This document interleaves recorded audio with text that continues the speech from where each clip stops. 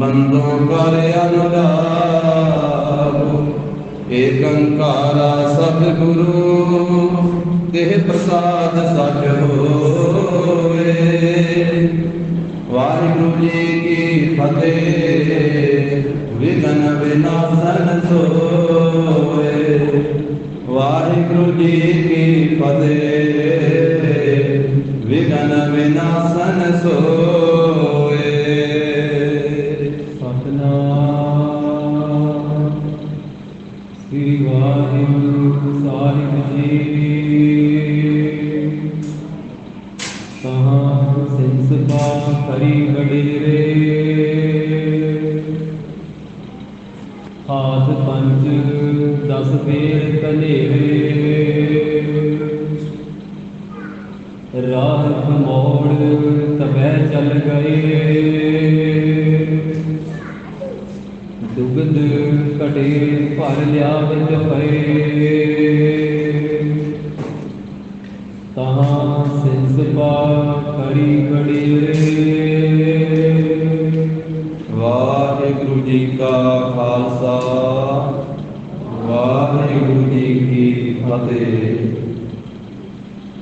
दसां पातशाहियां की जोत तख्त चौर छत्र के मालक धन श्री गुरु ग्रंथ साहिब जी महाराज सतगुरां की अपर अपार कृपा रहमत का सदका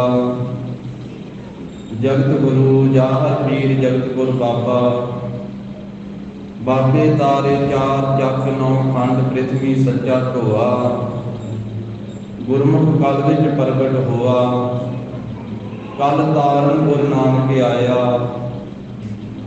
ऐसे दीन दयाल मेहरबान अंतरजामी सतगुरु धन श्री गुरु नानक देव साहिब जी महाराज सतगुरां दे पावन पवित्र अस्थान गुरुद्वारा श्री बेर साहिब जी विखे गुरु चरणां की हाजरी भर रही गुरु की साजी नवाजी हुई साध संगत जी। सतगुरां ने कृपा की है अपने अमृतमयी दर्शन बख्शिश किए हैं और अज साध संगत जी नवे साल का दिहाड़ा है। नवे साल की आरंभता हुई है। चेत महीने की संग्रांद का दिन है ते 12 महीनों के विचों सब तो पहला महीना चेत का है। 6 रुत्तां हैं ते सब तो पहली रुत बसंत की है चेत अते वैसाख। दोवां महीनों की एक रुत हुंदी है। एक साल 6 रुत्तां हैं। 6 रुत्तां का जिक्र गुरु ग्रंथ साहिब जी की अमृत बाणी अंदर आया है। इस तरह 12 महीने आ ते 12 महीनों चों सब तो पहला महीना चेत का महीना है जिसकी अज आरंभता हुई है। धन श्री गुरु नानक देव साहब महाराज जी ने तुखारी राग अंदर 12 माह का उच्चारण किया है। गरीब नवाज साहब जी फरमाते हैं चेत बसंत भला भवर सुहावड़े बन फूले मंझ बार मैं फिर घर बाह उड़ै। फिर घर नहीं आवे धन क्यों सुख पावे बिरह विरोध तन शीजै। कोकले अंब सुहावी बोलै क्यों दुख अंक सहीजै। भवर भवंता फूली डाली क्यों जीवा मर माए। नानक के सहज सुख पावै जे हर वर घर धन पाए। पंचम पातशाह जी ने माझ राग के अंदर 12 माह बाणी उच्चारण की है। 12 महीनों द्वारा उपदेश बख्शिश किया है। और साध संगत जी जो अज नवे साल की आरंभता है नानक शाही संमत 554 अज आरंभ होया। नानक शाही संमत उसनूं कहा जाता है जो गुरु के खालसे पंथ ने धन श्री गुरु नानक देव साहब महाराज जी के प्रकाश धारण तो आरंभ किया। और इसनूं चेत महीने के नाल मिलिया है। उंज सतगुरु नानक देव साहब महाराज जी का प्रकाश 31 महीने की पूर्णमासी में होया।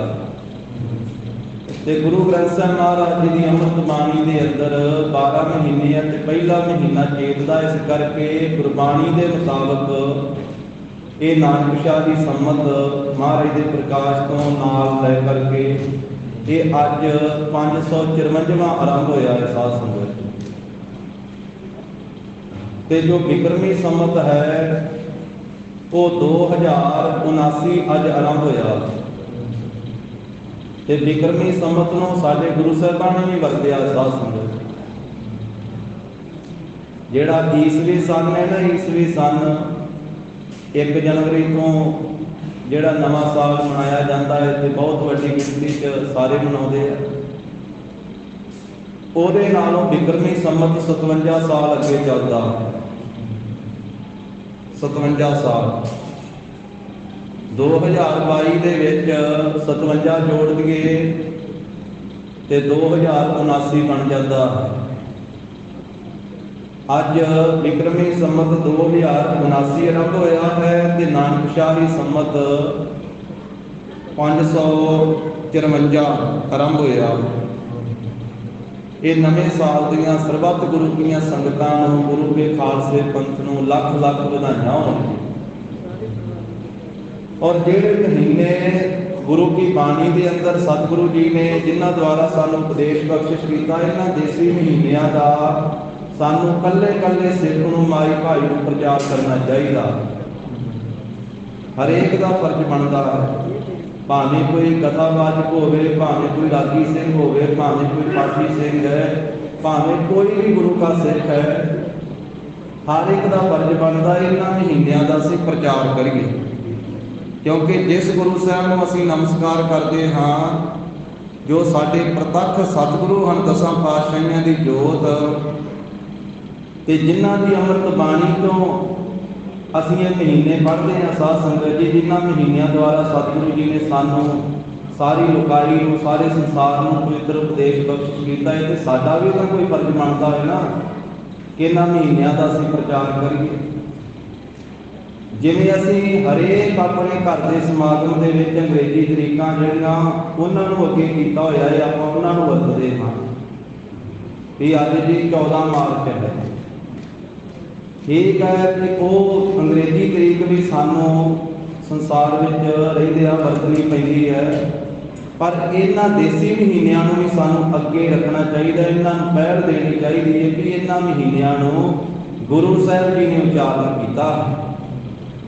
ਇਸ ਕਰਕੇ ਤੋ ਇਹ ਕੋਈ ਵੀ ਸਾਡਾ ਸਮਾਗਮ ਹੋਵੇ, ਪ੍ਰੋਗਰਾਮ ਹੋਵੇ, ਤੇ ਸਾਨੂੰ ਦੇਸੀ ਮਹੀਨੇ ਦਾ ਜਿਹੜਾ ਤਰੀਕ ਦਿਨ ਵਾਰ ਹੈ ਉਹ ਲਿਖਣਾ ਚਾਹੀਦਾ ਕਿ ਇੰਨੀ ਚੇਤ ਹੈ, ਅੱਜ 1 ਚੇਤ ਹੈ, ਅੱਜ 2 ਚੇਤ ਹੈ, ਅੱਜ 3 ਚੇਤ ਹੈ, ਚੇਤ ਅੱਗੇ ਜਿਹੜਾ ਵੀ ਮਹੀਨਾ ਹੋਵੇ। ਇਹ ਸਾਨੂੰ ਸਾਧ ਸੰਗਤ ਜੀ ਘਰ ਦਾ ਕੋਈ ਜਨਮ ਦਾ ਪ੍ਰੋਗਰਾਮ ਹੈ, ਕੋਈ ਵਿਆਹ ਸ਼ਾਦੀ ਦਾ ਹੈ, ਕੋਈ ਅੰਤਮ ਹੈ, ਕੋਈ ਵੀ ਹੈ ਪ੍ਰੋਗਰਾਮ, ਧਾਰਮਿਕ ਹੈ, ਸਮਾਜਿਕ ਹੈ, ਸਾਡੇ ਘਰ ਦਾ ਹੈ, ਤਾਂ ਇਹ ਦੇਸੀ ਮਹੀਨਿਆਂ ਨੂੰ ਸਾਨੂੰ ਪਹਿਲ ਦੇਣੀ ਚਾਹੀਦੀ ਹੈ, ਤਾਂ ਅਸੀਂ ਇਹਨਾਂ ਦਾ ਪ੍ਰਚਾਰ ਪ੍ਰਸਾਰ ਸਾਧ ਸੰਗਤ ਜੀ ਘਰ ਘਰ ਦੇ ਵਿੱਚ ਸਾਡੇ ਹੋ ਸਕਦਾ। ਤਾਂ ਸਤਿਗੁਰੂ ਪੰਚਮ ਪਾਤਸ਼ਾਹ ਮਹਾਰਾਜ ਸਾਹਿਬ ਜੀ ਨੇ ਚੇਤ ਦੇ ਮਹੀਨੇ ਦੁਆਰਾ ਜੋ ਪਵਿੱਤਰ ਉਪਦੇਸ਼ ਬਖਸ਼ਿਸ਼ ਕੀਤਾ, ਸੰਖੇਪ ਨਾਲ ਉਹਦੀ ਵਿਚਾਰ ਸਾਂਝੀ ਕਰਕੇ ਫਿਰ ਲੜੀਵਾਰ ਇਤਿਹਾਸ ਨਾਲ ਜੋੜਾਂਗੇ। ਧੰਨ ਸ੍ਰੀ ਗੁਰੂ ਅਰਜਨ ਦੇਵ ਸਾਹਿਬ ਮਹਾਰਾਜ ਪੰਚਮ ਪਾਤਸ਼ਾਹ ਜੀ ਫਰਮਾਉਂਦੇ ਆ, ਚੇਤ ਗੋਬਿੰਦ ਅਰਾਧੀਐ ਹੋਵੇ ਆਨੰਦ ਘਣਾ। ਕਿ ਭਾਈ ਚੇਤ ਦਾ ਮਹੀਨਾ ਆਰੰਭ ਹੋਇਆ ਹੈ, ਗੋਬਿੰਦ ਦੀ ਆਰਾਧਨਾ ਕਰੀਏ, ਪਰਮੇਸ਼ਰ ਵਾਹਿਗੁਰੂ ਜੀ ਦੀ ਆਰਾਧਨਾ ਕਰੀਏ, ਫਿਰ ਕੀ ਹੋਵੇਗਾ? ਹੋਵੇ ਆਨੰਦ ਘਣਾ, ਫਿਰ ਘਣਾ ਆਨੰਦ ਪ੍ਰਾਪਤ ਹੋਵੇਗਾ। ਹਰ ਇੱਕ ਮਨੁੱਖ ਆਨੰਦ ਚਾਹੁੰਦਾ ਹੈ, ਖੁਸ਼ੀ ਚਾਹੁੰਦਾ ਹੈ, ਤੇ ਮਹਾਰਾਜ ਕਹਿੰਦੇ ਆਰਾਧਨਾ ਵਿੱਚੋਂ ਆਨੰਦ ਮਿਲਣਾ। ਗੋਬਿੰਦ ਦੀ, ਪ੍ਰਭੂ ਦੀ ਆਰਾਧਨਾ ਕਰੀਏ ਤੇ ਬਹੁਤਾ ਆਨੰਦ ਪ੍ਰਾਪਤ ਹੋਵੇ। ਪਰ ਆਰਾਧਨਾ ਕਿੱਥੋਂ ਮਿਲੇਗੀ? ਮਹਾਰਾਜ ਸਾਹਿਬ ਨੇ ਆਖਿਆ ਸੰਤ ਜਨਾਂ ਮਿਲ ਪਾਈਐ, ਸੰਤ ਜਨਾਂ ਨਾਲ ਮਿਲ ਕਰਕੇ, ਜਪਣ ਵਾਲਿਆਂ ਨਾਲ ਮਿਲ ਕਰਕੇ ਜਪ ਸਕਦੇ ਹਾਂ। ਸੰਤ ਜਨਾਂ ਮਿਲ ਪਾਈਐ ਰਸਨਾ ਨਾਮ ਭਣਾ, ਫਿਰ ਰਸਨਾ ਦੇ ਨਾਲ ਨਾਮ ਉਚਾਰਨ ਕੀਤਾ ਜਾਂਦਾ। ਤੇ ਜਿਨ੍ਹਾਂ ਨੇ ਮਨੁੱਖਾ ਜਨਮ ਵਿੱਚ ਰਸਨਾ ਨਾਲ ਨਾਮ ਜਪਿਆ, ਸਤ ਸੰਗਤ ਕੀਤੀ, ਜਿਨ ਪਾਇਆ ਪ੍ਰਭ ਆਪਣਾ, ਜਿਨ੍ਹਾਂ ਨੇ ਮਨੁੱਖਾ ਜਨਮ ਵਿੱਚ ਆਪਣੇ ਪ੍ਰਭੂ ਨੂੰ ਪਾਇਆ ਹੈ, ਪ੍ਰਾਪਤ ਕੀਤਾ ਹੈ। ਕਿਉਂਕਿ ਮਹਾਰਾਜ ਕਹਿੰਦੇ ਮਨੁੱਖਾ ਜਨਮ ਵਾਹਿਗੁਰੂ ਨੂੰ ਪਾਉਣ ਵਾਸਤੇ ਹੀ ਮਿਲਿਆ। ਭਈ ਪ੍ਰਾਪਤ ਮਾਨੁਖ ਦੇ ਹੁਰੀਆ, ਗੋਬਿੰਦ ਮਿਲਣ ਕੀ ਇਹ ਤੇਰੀ ਬਰੀਆ।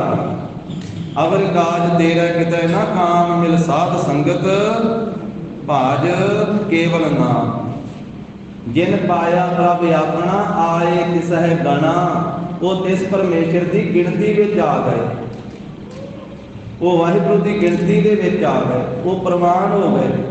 ਆਇਆ ਸਫਲਤਾ ਕੋ ਗਣੀਐ, ਜਾਸ ਰਸਨ ਹਰ ਹਰ ਜਸ ਭਣੀਐ। ਆਏ ਬਸਹਿ ਸਾਧੂ ਕੈ ਸੰਗੇ, ਅੰਦਿਨ ਨਾਮ ਤੇ ਆਵੇ ਰੰਗੇ। ਉਹ ਵਾਹਿਗੁਰੂ ਜੀ ਦੀ ਗਿਣਤੀ ਦੇ ਵਿੱਚ ਆ ਗਏ। ਆਏ ਤਿਸਹਿ ਗਣਾ, ਇੱਕ ਖਿਨ ਤਿਸ ਬੇਨ ਜੀਵਣਾ। ਬਹੁਤ ਥੋੜਾ ਜਿਹਾ ਸਮਾਂ, ਖਿਨ ਨਾਮ ਹੈ ਬਹੁਤ ਘੱਟ ਤੋਂ ਘੱਟ ਸਮਾਂ, ਅੱਖ ਝਮਕਣ ਜਿੰਨਾ ਸਮਾਂ, ਇਹਦੇ ਨਾਲੋਂ ਵੀ ਘੱਟ ਸਮਾਂ। ਇੱਕ ਖਿਨ ਮਾਤਰ ਸਮਾਂ ਜਿਹੜਾ ਵਾ ਤਿਸ ਪਰਮੇਸ਼ਰ ਤੋਂ ਜਿਹੜਾ ਬਿਨਾ ਜੀਵਣਾ ਹੈ, ਜੀਵਨ ਦਾ ਬਤੀਤ ਕਰਨਾ ਪ੍ਰਭੂ ਨੂੰ ਭੁਲਾ ਕਰਕੇ, ਥੋੜਾ ਜਿਹਾ ਸਮਾਂ ਵੀ ਜਿਹੜਾ ਪਰਮੇਸ਼ਰ ਦਾ ਭੁੱਲ ਜਾਣਾ ਤੇ ਜ਼ਿੰਦਗੀ ਦਾ ਬਤੀਤ ਹੋਣਾ ਹੈ। ਮਹਾਰਾਜ ਕਹਿੰਦੇ ਬਿਰਥਾ ਜਨਮ ਜਾਣਾ। ਉਹ ਜਨਮ ਦਾ ਹਿੱਸਾ ਜਿਹੜਾ ਵਿਅਰਥ ਚਲੇ ਗਿਆ, ਨਿਸਫਲ ਚਲੇ ਗਿਆ, ਪਰਮੇਸ਼ਰ ਦੀ ਯਾਦ ਤੋਂ ਬਿਨਾਂ ਜਿਹੜਾ ਸਮਾਂ ਗੁਜ਼ਰ ਗਿਆ। ਇੱਕ ਖਿਣ ਜਿੰਨਾ ਸਮਾਂ ਵੀ ਪਰਮੇਸ਼ਰ ਭੁੱਲ ਜਾਵੇ ਤੇ ਜਾਣੋ ਜਨਮ ਜਿਹੜਾ ਹੋਇਆ ਇਹ ਵਿਅਰਥ ਹੀ ਹੈ। ਇੱਕ ਖਿਣ ਤਿਸ ਬਿਨ ਜੀਵਣਾ, ਬਿਰਥਾ ਜਨਮ ਜਾਣਾ। ਫਿਰ ਮਹਾਰਾਜ ਕਹਿੰਦੇ ਜਾਲ ਥਾਲ ਮਹੀਲ ਪੂਰਿਆ। ਉਹ ਪਰਮੇਸ਼ਰ ਵਾਹਿਗੁਰੂ ਜਲਾਂ ਦੇ ਵਿੱਚ ਵੀ ਹੈ, ਥਲਾਂ ਵਿੱਚ ਵੀ ਹੈ, ਧਰਤੀ ਵਿੱਚ ਵੀ ਹੈ, ਆਕਾਸ਼ ਵਿੱਚ ਵੀ ਪੂਰਿਆ ਹੋਇਆ ਹੈ। ਪੂਰਿਆ ਤੋਂ ਭਾਵ ਸਰਬ ਵਿਆਪਕ ਹੈ। ਜਲ ਥਲ ਮਹੀਲ ਪੂਰਿਆ, ਰਵਿਆ ਵਿੱਚ ਵਣਾ। ਵਣਾ ਨਾਮ ਹੈ ਜੰਗਲਾਂ ਦਾ, ਜੰਗਲਾਂ ਦੇ ਵਿੱਚ ਵੀ ਉਹ ਵਿਆਪਕ ਹੈ, ਕਿਉਂਕਿ ਉਹ ਕਿੱਥੇ ਨਹੀਂ ਹੈ, ਸਾਰੇ ਥਾਵਾਂ ਤੇ ਹੀ ਹੈ। ਜਲ ਥਲ ਮਹੀਲ ਪੂਰਿਆ, ਸੁਆਮੀ ਸਿਰਜਣਹਾਰ, ਅਨਕ ਭਾਂਤ ਹੋਏ ਬਸਰਿਆ, ਨਾਨਕ ਏਕੰਕਾਰ। ਰਵਿਆ ਵਿੱਚ ਵਣਾ, ਜਿਹੜਾ ਸਰਬ ਵਿਆਪਕ ਹੈ, ਸਾਰੇ ਥਾਵਾਂ ਤੇ ਹੈ। ਸੋ ਪ੍ਰਭ ਚਿੱਤ ਨਾ ਆਵਈ। ਜੇ ਉਹ ਪ੍ਰਭੂ ਸਾਡੇ ਚੇਤੇ ਵਿੱਚ ਨਹੀਂ ਆਉਂਦਾ, ਸਾਡੀ ਯਾਦ ਵਿੱਚ ਨਹੀਂ ਆਉਂਦਾ, ਕਿੱਧੜਾ ਦੁੱਖ ਗਣਾ। ਫਿਰ ਕਿੱਡਾ ਕੁ ਵੱਡਾ ਦੁੱਖ ਸਾਨੂੰ ਪ੍ਰਾਪਤ ਹੋਵੇਗਾ। ਮਹਾਰਾਜ ਕਹਿੰਦੇ ਪੰਜਵੇਂ ਪਾਤਸ਼ਾਹ ਧੰਨ ਗੁਰੂ ਅਰਜਨ ਦੇਵ ਸਾਹਿਬ, ਉਹ ਗਿਣਿਆ ਹੀ ਨਹੀਂ ਜਾ ਸਕਦਾ, ਐਡਾ ਵੱਡਾ ਦੁੱਖ ਮਿਲੇਗਾ। ਜੰਮਣ ਮਰਨ ਦਾ ਦੁੱਖ, ਨਰਕਾਂ ਦਾ ਦੁੱਖ, 84 ਲੱਖ ਜੂਨਾਂ ਦਾ ਦੁੱਖ। ਸੋ ਪ੍ਰਭ ਚਿੱਤ ਨਾ ਆਵਈ, ਕਿਤੜਾ ਦੁੱਖ ਗਣਾ। ਕਿੱਡਾ ਵੱਡਾ ਦੁੱਖ ਹੋਵੇਗਾ, ਉਹ ਗਿਣਿਆ ਨਹੀਂ ਜਾ ਸਕਦਾ। ਸੋ ਪ੍ਰਭ ਚਿੱਤ ਨਾ ਆਵਈ, ਕਿਤੜਾ ਦੁੱਖ ਗਣਾ। ਜਿਨੀ ਰਾਵਿਆ ਸੋ ਪ੍ਰਭੂ, ਜਿਨ੍ਹਾਂ ਨੇ ਉਸ ਪ੍ਰਭੂ ਨੂੰ ਰਾਵਿਆ ਹੈ, ਉਚਾਰਿਆ। ਗਰੀਬ ਨਵਾਜ ਸਾਹਿਬ ਕਹਿੰਦੇ ਉਹਨਾਂ ਦਾ ਆਉਣਾ ਸਫਲਾ ਹੋ ਗਿਆ। ਜਿਨੀ ਰਾਵਿਆ ਸੋ ਪ੍ਰਭੂ, ਤਿੰਨਾ ਭਾਗ ਮਣਾ। ਉਹਨਾਂ ਦੇ ਮਨਾਂ ਨੂੰ ਹੀ ਵੱਡੇ ਭਾਗ, ਤਿੰਨਾ ਭਾਗ ਮਣਾ। ਹਰ ਦਰਸ਼ਨ ਕੋ ਮਨ ਲੋਚਦਾ, ਨਾਨਕ ਪਿਆਸ ਮਨਾ। ਅਖੀਰਲੀਆਂ ਪੰਕਤੀਆਂ 'ਚ ਕਹਿੰਦੇ ਆ, ਚੇਤ ਮਹੀਨੇ ਦਾ ਉਪਦੇਸ਼ ਦਿੰਦਿਆਂ ਹੋਇਆ ਸ਼ਹੀਦਾਂ ਦੇ ਸਰਦਾਰ ਸਤਿਗੁਰੂ, ਕਿ ਉਸ ਵਾਹਿਗੁਰੂ ਦੇ ਹਰੀ ਦੇ ਦਰਸ਼ਨਾਂ ਨੂੰ ਸਾਡਾ ਮਨ ਲੋਚਦਾ ਹੈ। ਮਨ ਵਿੱਚ ਲੋਚਾ ਲੱਗੀ ਹੋਈ ਹੈ। ਮੇਰਾ ਮਨ ਲੋਚਾ ਹੈ ਗੁਰ ਦਰਸ਼ਨ ਕਾਜ, ਬਿਲਪ ਕਰੇ ਚਾਤ੍ਰਿਕ ਕੀ ਨਿਆਏ। ਜਿਵੇਂ ਚਾਤ੍ਰਿਕ ਬਬੀਹਾ, ਜਿਸ ਨੂੰ ਮਹਾਰਾਜ ਨੇ ਬਾਣੀ ਵਿੱਚ ਚਾਤ੍ਰਿਕ ਵੀ ਆਖਿਆ, ਪੱਪੇ ਨਾਲ ਪਪੀਹਾ ਵੀ ਆਖਿਆ ਤੇ ਬੱਬੇ ਅੱਖਰ ਨਾਲ ਬਾਬੀਹਾ ਵੀ ਆਖਿਆ। ਜਿਵੇਂ ਪਿਆਸਾ ਹੋਇਆ ਉਹ ਪ੍ਰਯੋ ਕਰਦਾ ਹੈ ਸਵੰਤੀ ਬੂੰਦ ਲੈਣ ਵਾਸਤੇ, ਉਹਦੀ ਪ੍ਰਾਪਤੀ ਕਰਨ ਵਾਸਤੇ। ਬਾਬੀਹਾ ਪ੍ਰਯੋ ਕਰੇ, ਜਲ ਨਿਤ ਪ੍ਰੇਮ ਪਿਆ। ਜਿਵੇਂ ਚਾਤ੍ਰਿਕ ਵਿਰਲਾਪ ਕਰਦਾ ਹੈ, ਪ੍ਰਯੋ ਕਰਦਾ, ਇਸੇ ਤਰ੍ਹਾਂ ਸਾਡਾ ਮਨ ਪ੍ਰਭੂ ਦੇ ਦਰਸ਼ਨਾਂ ਦੇ ਵਾਸਤੇ ਲੋਚਦਾ। हर दर्शन कौ मन लोचदा नानक प्यास मना। साडे मन विच प्यास लगी हुई है प्रभु के दर्शनां दी। पानी की प्यास तो साध संगत जी सानूं रोज़ लगती है, पर परमेश्वर के दर्शनां की प्यास भागां वालियां नूं लगदी है। जिन्हों वाहिगुरू के दर्शनां की प्यास लग जाए, महाराज साहब कहते हो कोई विरला जग में ही उत्तम काटिया है विरले के के। सानू भुख रोज लगती है, भुख प्रशादे की भुख रोज लगती है, और एक बारी नहीं लगती, दो दो तीन तीन बारी लगती दिन दे दो दो तीन तीन बारी। पर जिसनों नाम की भुख लग जाए वो भागां वाला। सत संगत इस करके है कि साडे मन में वाहिगुरू के दर्शनां की प्यास लग जाए, साडे अंदर वाहिगुरू के नाम की भुख लग जाए। जे प्यास ना लगे तो पानी नहीं पीता जाता, जे भुख ना लगे तो रोटी खाधी नहीं जाती, जे खावे तो स्वाद नहीं लगती। जे भुख ना लगी हो, भुख लगी होवे तो मिठे प्रशादे भी छक जाता। फिर गुरु के लंगर में जोड़े रात के प्रशादे सवेरे वरताए जाते वो मिठे प्रशादे कह के वरताए जाते। कई भुलेखे भी पै जाते, उन्होंने इरादा होता शायद गुड़ गड़ पा के मिठे बनाए हैं। वो एक की थां से कहते दो ही दे दो जी, दो ही दे दो प्रशादे। वो जो करड़े जो मिलते रात वाले फिर कहते भी इन्होंने मिठे आखिया ये खालसे दे बोले। भुख लगी होवे मिठे प्रशादे भी स्वाद लगते हैं। जिन्ना चिर नाम की भुख नहीं लगती तो नाम किवें जपया जाए। तो जिन्होंने लग जाए फिर महाराज कहते साचे नाम की लागे भूख उत भूख है खाए चलिया है भूख। फिर सारे दुखड़े दूर हो जाते, नाम की भुख लग जाए सही। प्रभु के दर्शनां की प्यास लगी, महाराज कहते हर दर्शन को मन लोचदा नानक प्यास मना। मन में प्यास है प्रभु के दर्शन प्राप्त हो। चेत मिलाए सो प्रभु। चेत महीने द्वारा करने पातशाह कहते कोई उस प्रभु नाल मिला दे, ते जेड़ा मिला दे मिलावेगा कौन? जेड़ा पहला आप मिलिया होया। चेत मिलाए सो प्रभु तिस कै पाए लगा। मैं उहदे पैरी लग जावां, उहदे चरनी लग जावां, कोई मिलिया होया मैनू भी मिला दे। कोई जन हरस्यो देवै जोर, कोई जन हरस्यो देवै जोर, हरस्यो देवै जोर, कोई जन हरस्यो देवै जोर, हरस्यो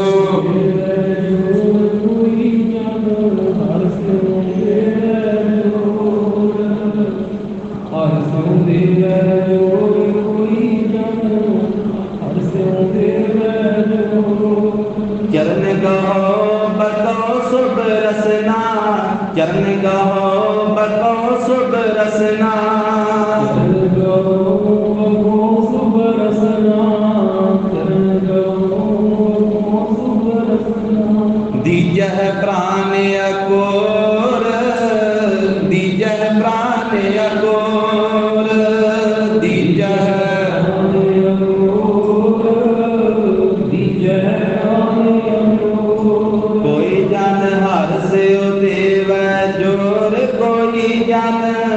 हरस्यो देवै जोर, हरस्यो देवै जोर, कोई जन हरस्यो देवै जोर।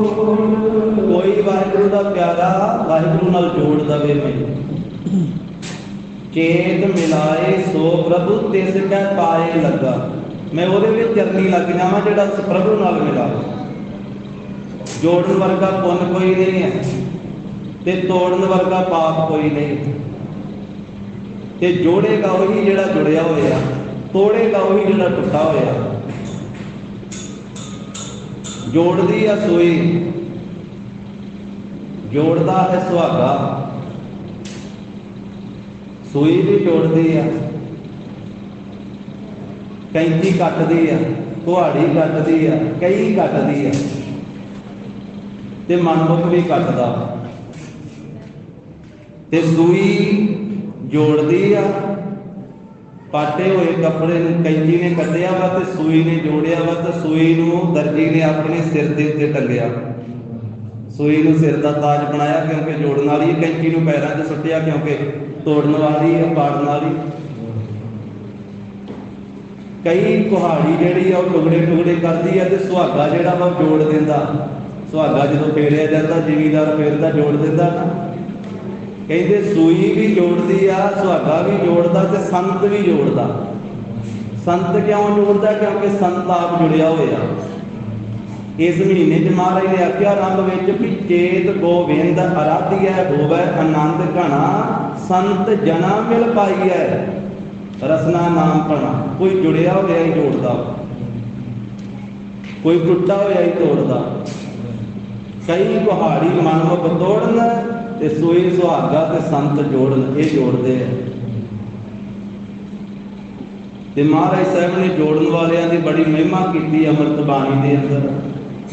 ਸਤਿਗੁਰੂ ਕਹਿੰਦੇ ਉਹਨਾਂ ਦੇ ਚਰਨਾਂ ਦੀ ਧੂੜ ਮਿਲ ਜਾਵੇ। ਜਿਨ੍ਹਾਂ ਨੂੰ ਪਿਆਸ ਲੱਗ ਜਾਂਦੀ ਨਾ ਫਿਰ ਵਾਹਿਗੁਰੂ ਦੇ ਦਰਸ਼ਨਾਂ ਦੀ, ਉਹਨਾਂ ਦੀ ਵੀ ਬੜੀ ਮਹਿਮਾ ਕੀਤੀ ਬਾਣੀ। ਜਿਸ ਜਨ ਕੋ ਪ੍ਰਭ ਦਰਸ ਪਿਆਸਾ, ਨਾਨਕ ਤਾਕੈ ਬਲ ਬਲ ਜਾਸਾ। ਮਹਾਰਾਜ ਕਹਿੰਦੇ ਉਹਨਾਂ ਤੋਂ ਬਲਿਹਾਰ ਜਾਂਦੇ ਜਿਹਨੂੰ ਦਰਸ਼ਨਾਂ ਦੀ ਪਿਆਸ ਲੱਗ ਜਾਵੇ, ਪਰ ਹਰ ਇੱਕ ਨੂੰ ਲੱਗਦੀ ਨਹੀਂ, ਲੱਗਦੀ ਵੀ ਵਿਰਲੇ ਨੂੰ ਹੀ ਪਿਆਸ, ਪਰਮੇਸ਼ਰ ਦੇ ਦਰਸ਼ਨਾਂ ਦੀ ਪਿਆਸ। ਤੇ ਜਿਹੜੇ ਪ੍ਰਭੂ ਨਾਲ ਮਿਲੇ ਹੋਏ ਆ, ਜੁੜੇ ਹੋਏ ਆ, ਤੇ ਹੋਰਨਾਂ ਨੂੰ ਜੋੜਦੇ ਆ ਨਾਮ ਨਾਲ, ਬਾਣੀ ਨਾਲ, ਸਤ ਸੰਗਤ ਨਾਲ। ਤੇ ਮਹਾਰਾਜ ਕਹਿੰਦੇ ਉਹਨਾਂ ਦੀ ਤਾਂ ਚਰਨ ਧੂੜੀ ਮਿਲ ਜਾਵੇ। ਗੁਰਸਿੱਖਾਂ ਕੀ ਹਰ ਧੂੜਦੇ ਹਮ ਪਾਪੀ ਵੀ ਗਤ ਪਾਵੀ, ਜਨ ਨਾਨਕ ਧੂੜ ਮੰਗੈ ਵਿੱਚ ਗੁਰਸਿੱਖ ਕੀ, ਜੋ ਆਪ ਜਪੈ ਅਵਰਜ ਨਾਮ ਜਪਾਵੈ। ਇਹ ਸਾਧ ਸੰਗਤ ਜੀ ਅੱਜ ਦਾ ਚੇਤ ਦੇ ਮਹੀਨੇ ਦਾ ਮਹਾਰਾਜ ਸਾਹਿਬ ਨੇ ਉਪਦੇਸ਼ ਬਖਸ਼ਿਆ। ਲੜੀਵਾਰ ਰੂਪ ਦੇ ਵਿੱਚ ਦਸ਼ਮੇਸ਼ ਪਾਤਸ਼ਾਹ ਸ੍ਰੀ ਗੁਰੂ ਗੋਬਿੰਦ ਸਿੰਘ ਮਹਾਰਾਜ ਸਾਹਿਬ ਜੀ ਦਾ ਪਾਵਨ ਪਵਿੱਤਰ ਇਤਿਹਾਸ, ਮਾਲਵੇ ਦਾ ਇਲਾਕਾ, ਸਾਬੋ ਕੀ ਤਲਵੰਡੀ, ਧੰਨ ਸ੍ਰੀ ਗੁਰੂ ਗੋਬਿੰਦ ਸਿੰਘ ਸਾਹਿਬ ਮਹਾਰਾਜ ਬੇਅੰਤ ਕੌਤਕ ਕਰ ਰਹੇ। ਅੰਮ੍ਰਿਤ ਤਿਆਰ ਕਰਵਾ ਕੇ ਕੜਾਏ ਭਰ ਕੇ ਸਰੋਵਰ ਵਿੱਚ ਪਵਾ ਰਹੇ। ਸਿੱਖਾਂ ਨੇ ਪੁੱਛਿਆ ਮਹਾਰਾਜ ਇਸ ਤਰ੍ਹਾਂ ਕਿਉਂ ਕਰ ਰਹੇ ਹੋ? ਕਹਿਣ ਲੱਗੇ ਜਿਵੇਂ ਸੋਮਾ ਫੁੱਟਦਾ ਇਸ ਤਰ੍ਹਾਂ ਖਾਲਸਾ ਫੁੱਟੇਗਾ, ਇੱਥੋਂ ਬੇਅੰਤ ਖਾਲਸਾ ਪ੍ਰਗਟ ਹੋਵੇਗਾ। ਤੇ ਫਿਰ ਬੇਅੰਤ ਖਾਲਸਾ ਪ੍ਰਗਟ ਹੋਇਆ ਵੀ ਸੀ ਸਾਧ ਸੰਗਤ। ਮਿਸਲਾਂ ਦੇ ਮੌਕੇ ਤੇ ਬੇਅੰਤ ਫਿਰ ਆ ਕੱਲ ਨੂੰ ਜਿਹੜਾ ਦਿਨ ਵਾ ਨਾ, ਕੱਲ ਨੂੰ 2 ਚੇਤ ਦਾ ਦਿਨ, ਤੇ ਉਹ ਮਹਾਰਾਜ ਦਾ ਬਚਨ ਜਿਹੜਾ ਕਿ ਬੇਅੰਤ ਖਾਲਸਾ ਹੋਵੇਗਾ ਤੇ ਰਾਜ ਭਾਗ ਕਾਇਮ ਕਰੇਗਾ। ਕੱਲ ਨੂੰ ਇਹ ਭਾਈ ਸਾਹਿਬ ਭਾਈ ਬਘੇਲ ਸਿੰਘ ਜੀ ਨੇ ਜਦੋਂ ਦਿੱਲੀ ਨੂੰ ਫਤਿਹ ਕੀਤਾ ਸੀ, ਖਾਲਸੇ ਨਿਸ਼ਾਨ ਝੁਲਾਇਆ, ਉਹ ਦਿਹਾੜਾ 2 ਚੇਤ ਨੂੰ। ਤਾਂ ਇਹ ਬਚਨ ਮਹਾਰਾਜ ਨੇ ਕੀਤਾ। ਫਿਰ ਕਲਮਾਂ ਘੜ ਕੇ ਗਰੀਬ ਨਵਾਜ਼ ਸੱਚੇ ਪਾਤਸ਼ਾਹ ਉੱਥੇ ਰੱਖਦੇ ਆ। ਫਿਰ ਪੁੱਛਿਆ ਸਿੱਖਾਂ ਨੇ ਕਿ ਮਹਾਰਾਜ ਇਹ ਕਲਮਾਂ ਘੜ ਕੇ, ਤੇ ਸਤਿਗੁਰੂ ਕਹਿਣ ਲੱਗੇ ਇੱਥੇ ਬੇਅੰਤ ਗੁਰਸਿੱਖ ਲਿਖਾਰੀ ਬਣਨਗੇ, ਬੇਅੰਤ ਪੜ੍ਹ ਕਰਕੇ ਇੱਥੇ ਵਿਦਵਾਨ ਬਣ ਜਾਣਗੇ। ਇਹ ਸਾਡੀ ਕਾਂਸ਼ੀ ਹੈ, ਇਹ ਗੁਰੂ ਕੀ ਕਾਂਸ਼ੀ ਹੈ। ਤਾਂ ਇੱਥੇ ਢੋਲ ਮੱਦ ਵਾਲਾ ਵੀ ਬਣ ਜਾਵੇਗਾ, ਭਾਵ ਜੀ ਦੀ ਥੋੜੀ ਬੁੱਧੀ ਹੋਵੇ ਨਾ, ਬੈਲ ਬੁੱਧੀ ਵਾਲਾ ਵੀ ਇੱਥੇ ਵਿਦਵਾਨ ਬਣ ਜਾਵੇਗਾ। ਇਹ ਵਰਦਾਨ ਦਿੱਤਾ ਹੋਇਆ ਮਹਾਰਾਜ ਸਾਹਿਬ ਜੀ ਦਾ ਗੁਰੂ ਕੀ ਕਾਂਸ਼ੀ ਨੂੰ, ਤਖਤ ਸ੍ਰੀ ਦਮਦਮਾ ਸਾਹਿਬ। ਇਸ ਕਰਕੇ ਉੱਥੇ ਗੁਰਸਿੱਖ 35 ਅੱਖਰ ਲਿਖ ਕੇ ਆਉਂਦੇ ਆ ਭਾਵਨਾ ਦੇ ਨਾਲ। 35 ਅੱਖਰ 3 ਵਾਰੀ ਲਿਖਦੇ ਆ। ਇਹ ਬਚਨ ਆ ਮਹਾਰਾਜ ਸਾਹਿਬ ਜੀ ਦਾ। ਗੁਰਮੁਖੀ ਦੇ ਊੜਾ ਐੜਾ ਈੜੀ ਸੱਸਾ ਹਾਹਾ ਹੈ। 35 ਅੱਖਰ ਜਿਹੜੇ ਨਾ ਗੁਰਮੁਖੀ ਦੇ, ਗੁਰੂ ਕੀ ਕਾਂਸ਼ੀ ਸਾਬੋ ਕੀ ਤਲਵੰਡੀ ਤਖਤ ਸ੍ਰੀ ਦਮਦਮਾ ਸਾਹਿਬ 3 ਵਾਰੀ ਲਿਖ ਕੇ ਫਿਰ ਕੜਾਹ ਪ੍ਰਸ਼ਾਦੀ ਦੇ ਕਰਾ ਕੇ ਅਰਦਾਸ ਕਰੇ ਤੇ ਮਹਾਰਾਜ ਸਾਹਿਬ ਜੀ ਦੀ ਬ੍ਰਹਮ ਵਿਦਿਆ ਪ੍ਰਾਪਤ ਹੋ ਜਾਂਦੀ, ਗੁਰੂ ਕੀ ਬਾਣੀ ਦੀ ਦਾਤ ਪ੍ਰਾਪਤ ਹੋ ਜਾਂਦੀ। ਤਾਂ ਬੇਅੰਤ ਗੁਰੂ ਦਾ ਖਾਲਸਾ ਫਿਰ ਸਮੇਂ ਨਾਲ ਉੱਥੇ ਤਿਆਰ ਵੀ ਹੋਇਆ। ਤਾਂ ਇਸ ਤਰ੍ਹਾਂ ਫਿਰ ਮਹਾਰਾਜ ਸਾਹਿਬ ਬਖਸ਼ਿਸ਼ਾਂ ਕਰਦੇ ਹੋਏ ਇੱਕ ਦਿਨ ਸ਼ਿਕਾਰ ਨੂੰ ਚੜ੍ਹੇ ਅਤੇ 9 ਕੋਹਾਂ ਦੀ ਦੂਰੀ ਤੇ ਜਾ ਕੇ ਮਹਾਰਾਜ ਨੇ ਉਤਾਰਾ ਕੀਤਾ ਹੈ। ਇੱਕ ਦਿਨ ਚੜ੍ਹ ਅਖੇਰ ਕੋ ਗਏ, ਕੋਸ ਅਸ਼ਟ ਇੱਕ ਉਤਰਤ ਭਏ, ਫਿਰ ਉਹ 9 ਕੋਹਾਂ ਦੀ ਦੂਰੀ ਤੇ ਜਾ ਕੇ ਜਦੋਂ ਉਤਰੇ ਆ ਸਿੰਘਾਂ ਦੇ ਸਮੇਤ, ਉੱਥੇ ਕੀ ਮਹਾਰਾਜ ਨੇ ਬਚਨ ਵਿਲਾਸ ਕੀਤੇ। ਉਹ ਅੱਗੇ ਅੱਜ ਦਾ ਪ੍ਰਸੰਗ ਆਰੰਭ ਹੋ ਰਿਹਾ। ਦਸ਼ਮੇਸ਼ ਪਾਤਸ਼ਾਹ ਦਾ ਧਿਆਨ ਧਰਦਿਆਂ ਹੋਇਆਂ ਸਰਵਣ ਕਰੀਏ, ਉਚਾਰਨ ਕਰੋ ਜੀ। ਸਤਿਨਾਮ ਸ੍ਰੀ ਵਾਹਿਗੁਰੂ ਸਾਹਿਬ ਜੀ। ਉੱਥੇ ਬਹੁਤੀਆਂ ਟਾਹਲੀਆਂ ਵਾਂ ਤੇ ਇੱਕ ਬੜੀ ਵੱਡੀ ਟਾਹਲੀ ਖਲੋਤੀ ਹੈ।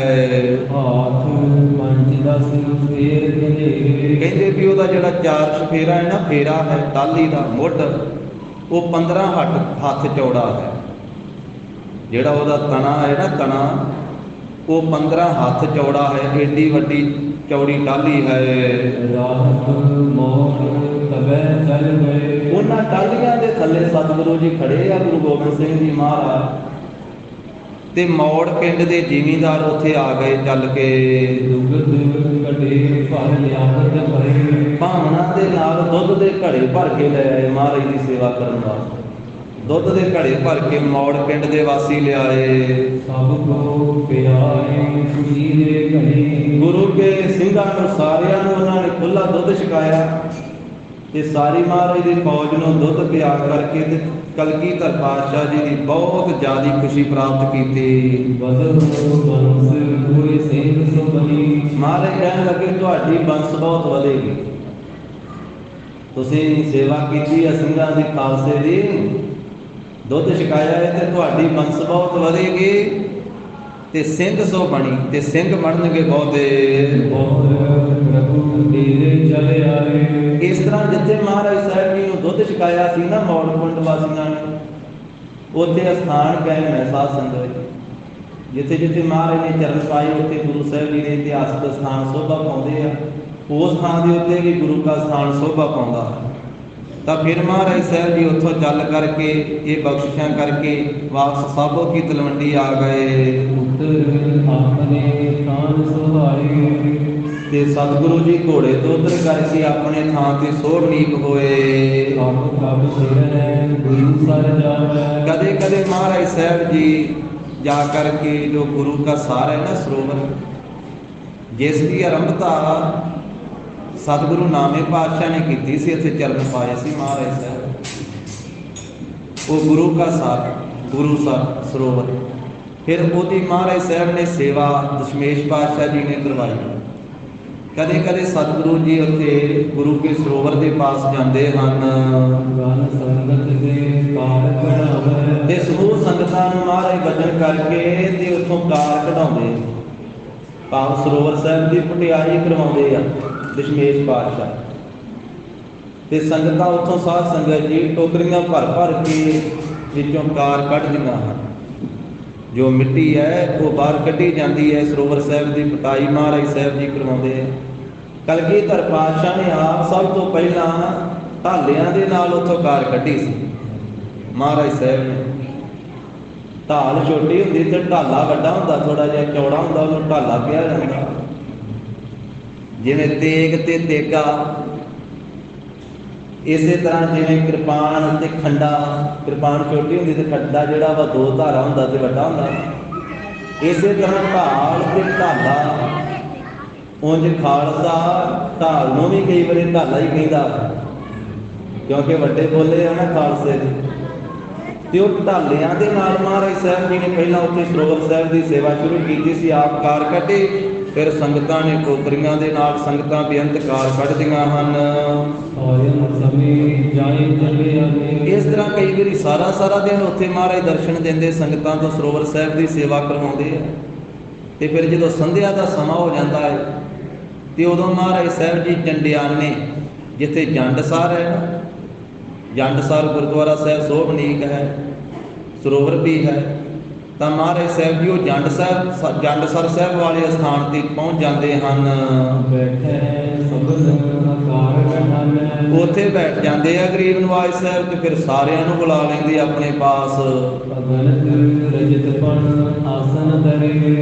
ਤੇ ਅਣਗਿਣਤ ਹੀ ਫਿਰ ਮਹਾਰਾਜ ਸਾਹਿਬ ਜੀ ਇਹ ਚਾਂਦੀ ਦੇ ਰੁਪਈਏ, ਰਜਤ ਪਣ ਆਪਣੇ ਆਸਣ ਦੇ ਥੱਲਿਓਂ ਕੱਢ ਕਰਕੇ ਤੇ ਬਹੁਤੀਆਂ ਹੀ ਦਿਨਾਰ ਕਹਿੰਦੇ ਸੋਨੇ ਦੀਆਂ ਮੋਹਰਾਂ, ਬਹੁਤੀਆਂ ਸੋਨੇ ਦੀਆਂ ਮੋਹਰਾਂ ਤੇ ਚਾਂਦੀ ਦੇ ਰੁਪਈਏ ਸਤਿਗੁਰੂ ਜੀ ਆਪਣੇ ਆਸਣ ਦੇ ਥੱਲੇ ਕੱਢ ਲੈਂਦੇ ਹਨ। ਰੋਜ਼ਦਾਰ ਕੋ ਦੇਨ ਬੁਲਾਈ। ਤੇ ਰੋਜ਼ ਮਹਾਰਾਜ ਸਾਹਿਬ ਜੀ ਬੁਲਾ ਕਰਕੇ ਨਾ ਆਪਣੇ ਪਾਸ ਸਾਰਿਆਂ ਨੌਕਰਾਂ, ਜਿੰਨੀ ਫੌਜ ਨੌਕਰ ਹੈ ਭਰਤੀ ਹੈ ਗੁਰੂ ਸਾਹਿਬ ਜੀ ਦੇ ਦਲ ਦੇ ਵਿੱਚ, ਮਹਾਰਾਜ ਦੀ ਫੌਜ ਦੇ ਵਿੱਚ ਜਿੰਨੇ ਪੈਰਾੜ ਭਰਤੀ ਹਨ, ਉਹਨਾਂ ਸਾਰਿਆਂ ਨੂੰ ਬੁਲਾ ਕਰਕੇ ਤੇ ਰੋਜ਼ ਦੇ ਰੋਜ਼ ਮਹਾਰਾਜ ਸਾਹਿਬ ਜੀ ਰੋਜ਼ਨਾਮਾ ਦੇ ਦਿੰਦੇ, ਰੋਜ਼ੀਨਾ ਦੇ ਦਿੰਦੇ। ਰੋਜ਼ ਦੀ ਜਿੰਨਾ ਉਹਨਾਂ ਦਾ ਲੇਖਾ ਜੋਖਾ ਬਣਦਾ ਨਾ ਸਵੇਰ ਤੋਂ ਸ਼ਾਮ ਦੀ, ਤੇ ਸ਼ਾਮ ਵੇਲੇ ਆਪਣੇ ਆਸਣ ਤੇ ਬੈਠ ਕੇ ਤੇ ਉੱਥੋਂ ਥੱਲੇ ਵੀ ਕੱਢ ਕੇ ਮਹਾਰਾਜ ਸਾਹਿਬ ਦੀ ਸੋਨੇ ਦੀਆਂ ਮੋਹਰਾਂ ਤੇ ਚਾਂਦੀ ਦੇ ਰੁਪਈਏ ਸਤਿਗੁਰੂ ਜੀ ਤਨਖਾਹਾਂ ਵੰਡ ਦਿੰਦੇ ਹਨ। ਆਏ ਆਏ ਦੇਤੇ ਸਮੁਦਾਈ। ਸਾਰੇ ਲੈਣਾ ਲਾ ਲੈਂਦੇ, ਫਿਰ ਆ ਕੇ ਸਾਰੇ ਲੈਂਦੇ ਹਨ। ਜਿਤ ਚਾਕਰੀ ਧਨ ਜੋ ਦੇ। ਜਿੰਨੀ ਕਿਸੇ ਦੀ ਚਾਕਰੀ ਹੁੰਦੀ, ਨੌਕਰੀ ਤਨਖਾਹ ਹੁੰਦੀ, ਉਹਨਾਂ ਉਹ ਧਨ ਲੈਂਦਾ ਹੈ। ਮੁਸਤ ਭਰ ਬਿਨ ਵਿਖ ਦੇਤ। ਤਾਂ ਉਹਨੀਆਂ ਹੀ ਮੁੱਠਾਂ ਭਰ ਕੇ ਮਹਾਰਾਜ ਸਾਹਿਬ ਜੀ ਬਿਨਾਂ ਵੇਖਿਆ ਹੀ ਦੇਈ ਜਾਂਦੇ, ਗਿਣਦੇ ਨਹੀਂ ਮਹਾਰਾਜ ਸਾਹਿਬ ਜੀ। ਸੋਨੇ ਦੀਆਂ ਮੋਹਰਾਂ ਤੇ ਚਾਂਦੀ ਦੇ ਰੁਪਈਏ ਆ ਤੇ ਮੁੱਠ ਭਰ ਕੇ ਪੁੱਛ ਲੈਂਦੇ ਵੀ ਤੇਰੇ ਕਿੰਨੇ ਆ, ਤੇ ਉਹ ਦੱਸ ਦਿੰਦਾ, ਤੇ ਮਹਾਰਾਜ ਸਾਹਿਬ ਜੀ ਬਸ ਮੁੱਠ ਭਰ ਕੇ ਦੇ ਦਿੰਦੇ ਸੋਨੇ ਦੀਆਂ ਮੋਹਰਾਂ ਤੇ ਚਾਂਦੀ ਦੇ ਰੁਪਈਏ, ਮੁੱਠਾਂ ਭਰ ਕੇ ਵਰਤਾਈ ਜਾਂਦੇ।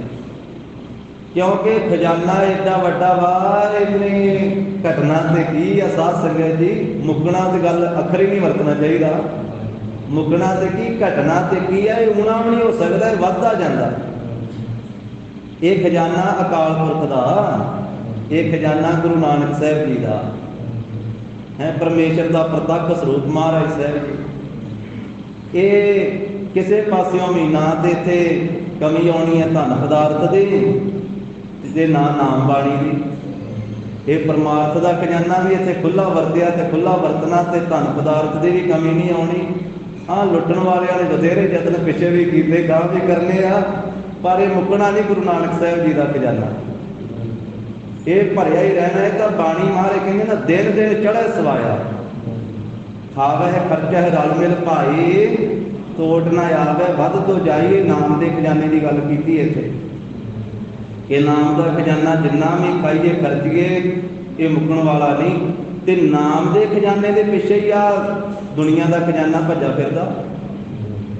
ਇਹ ਜਿੰਨੀ ਨਮਸਕਾਰ ਸ੍ਰਿਸ਼ਟੀ ਕਰ ਰਹੀ ਆ, ਨਾਮ ਨੂੰ ਨਮਸਕਾਰਾਂ ਹੋ ਰਹੀਆਂ, ਬਾਣੀ ਨੂੰ ਨਮਸਕਾਰਾਂ ਹੋ ਰਹੀਆਂ। ਜਿੱਥੇ ਗੁਰੂ ਸਾਹਿਬ ਜੀ ਨੇ ਚਰਨ ਪਾਏ ਆ, ਜਿੱਥੇ ਵਾਹਿਗੁਰੂ ਵਾਹਿਗੁਰੂ ਆਪਣੇ ਮੁਖ ਤੋਂ ਉਚਾਰਿਆ, ਤੇ ਕਿਤੇ ਮੂਲ ਮੰਤਰ ਉਚਾਰਨ ਕੀਤਾ, ਤੇ ਕਿਤੇ ਜਪਜੀ ਸਾਹਿਬ ਉਚਾਰਨ ਕੀਤਾ, ਤੇ ਕਿਤੇ ਸੁਖਮਨੀ ਸਾਹਿਬ ਉਚਾਰਨ ਕੀਤਾ, ਤੇ ਆ ਧੁਰ ਕੀ ਬਾਣੀ ਇੱਕ ਓੰਕਾਰ ਤੋਂ ਲੈ ਕੇ 18-10-20 ਤੱਕ, ਤੇ ਕਲਗੀਧਰ ਪਾਤਸ਼ਾਹ ਨੇ ਬੇਅੰਤ ਬਾਣੀ ਉਚਾਰਨ ਕੀਤੀ। ਜਿੱਥੇ ਜਿੱਥੇ ਚਰਨ ਪਾਏ ਆ ਤੇ ਨਾਮ ਬਾਣੀ ਮਹਾਰਾਜ ਸਾਹਿਬ ਜੀ ਨੇ ਸੰਗਤ ਨੂੰ ਜਪਾਈ ਆ, ਇਹ ਸਾਰੀਆਂ ਨਮਸਕਾਰਾਂ ਨਾਮ ਨੂੰ ਹੀ ਹੋ ਰਹੀਆਂ, ਬਾਣੀ ਨੂੰ ਨਮਸਕਾਰਾਂ ਹਨ।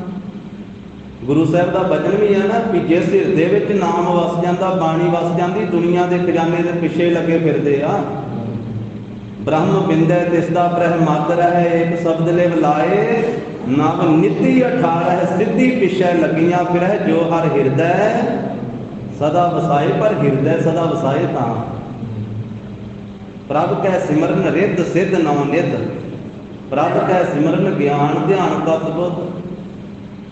ਤਾਂ ਮਹਾਰਾਜ ਸਾਹਿਬ ਜੀ ਆਪਣੇ ਆਸਣ ਥੱਲੋਂ ਹੀ ਕੱਢ ਕੇ ਸੋਨੇ ਦੀਆਂ ਮੋਹਰਾਂ ਤੇ ਚਾਂਦੀ ਦੇ ਰੁਪਈਏ ਰੋਜ਼ ਦੇ ਜਾਂਦੇ ਹਨ। ਕਈ ਵੇਰ ਵਰਤਾਇਓ ਨਾ, ਇੱਕ ਵਾਰੀ ਨਹੀਂ, ਕਈ ਵਾਰੀ ਮਹਾਰਾਜ ਸਾਹਿਬ ਜੀ ਨੇ ਉੱਥੋਂ ਸਾਬੋ ਕੀ ਤਲਵੰਡੀ, ਜਿੰਨੇ ਮਹੀਨੇ ਉੱਥੇ ਮਹਾਰਾਜ ਸਾਹਿਬ ਨੇ ਆਸਣ ਰੱਖਿਆ, ਤੇ ਕਈ ਵਾਰੀ ਖਜ਼ਾਨਾ ਸਤਿਗੁਰੂ ਜੀ ਨੇ ਇਸੇ ਤਰ੍ਹਾਂ ਵਰਤਾਇਆ, ਤਨਖਾਹਾਂ ਦਿੱਤੀਆਂ। ਤੇ ਜਿੰਨੀ ਫੌਜ ਹੈ ਉਹ ਆਪਣੀਆਂ ਤਨਖਾਹਾਂ ਰੋਜ਼ ਦਾ ਜਿਹੜਾ ਹੈ ਉਹਨਾਂ ਦਾ ਲੇਖਾ ਹਿਸਾਬ ਕਿਤਾਬ, ਉਹ ਮਹਾਨ ਮਹਾਰਾਜ ਸਾਹਿਬ ਜੀ ਦੇ ਪਾਸੋਂ ਖੁੱਲੀਆਂ ਤਨਖਾਹਾਂ ਉਹਨਾਂ ਨੇ ਲਈਆਂ। ਉਸ ਸਥਾਨ ਨੂੰ ਵੇਖ ਕਰਕੇ ਨਾ ਤੇ ਭੁਲੇਖਾ ਜਿਹਾ ਫਿਰ ਬਹਿਰਾੜਾ ਨੂੰ ਪੈ ਗਿਆ, ਭਰਮ ਗਏ, ਭਰਮ ਦੇ ਵਿੱਚ ਹੋ ਗਏ। ਇਸ ਸਾਲ ਗੁਰ ਧਨ ਧਰਿਓ ਮਹਾਨ, ਕਹਿੰਦੇ ਕਿ ਇੱਥੇ ਗੁਰੂ ਗੋਬਿੰਦ ਸਿੰਘ ਜੀ ਬਹਿੰਦੇ ਆ, ਤੇ ਇੱਥੋਂ ਹੀ ਕੱਢ ਕੇ ਦੇਈ ਜਾਂਦੇ। ਇੱਥੇ ਪਤਾ ਨਹੀਂ ਕਿੰਨਾ ਕੁ ਖਜ਼ਾਨਾ ਰੱਖਿਆ ਗੁਰੂ ਗੋਬਿੰਦ ਸਿੰਘ ਜੀ। ਮਹਾਰਾਜ ਸਾਹਿਬ ਜੀ ਮੌਜ ਦੇ ਮਾਲਕ ਹਨ। ਕਈ ਵਾਰੀ ਤੇ ਪਲੰਘੇ ਤੇ ਆਸਣ ਲਾਉਂਦੇ, ਤੇ ਕਈ ਵਾਰੀ ਗਰੀਬ ਨਵਾਜ਼ ਸਾਹਿਬ ਕਹਿੰਦੇ ਵੀ ਥੱਲੇ ਵਿਛਾਓ ਭਾਈ ਦਰੀਆਂ ਗਲੀਚਾ, ਤੇ ਥੱਲੇ ਹੀ ਆਸਣ ਲਾ ਲਈਏ। ਤੇ ਥੱਲੇ ਹੀ ਦਰੀਆਂ ਵੇਚ ਜਾਂਦੀਆਂ, ਗਲੀਚੇ ਵੇਚ ਜਾਂਦੇ ਆ, ਤੇ ਮਹਾਰਾਜ ਦਾ ਸਰਾਣਾ ਲੱਗ ਜਾਂਦਾ ਹੈ।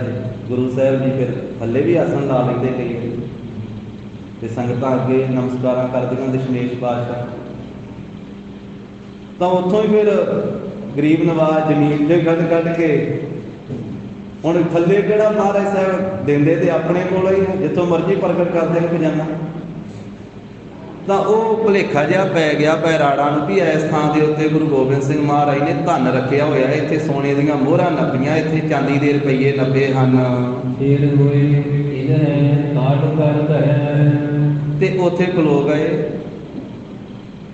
ਕਹਿੰਦੇ ਵੀ ਇੱਥੇ ਵੀ ਮਹਾਰਾਜ ਨੇ ਖਜ਼ਾਨਾ ਰੱਖਿਆ, ਤੇ ਇੱਥੇ ਖਲੋ ਕਰਕੇ ਹੀ ਗੁਰੂ ਸਾਹਿਬ ਜੀ ਕੱਢ ਕੇ ਸਾਨੂੰ ਦਿੰਦੇ ਹਨ।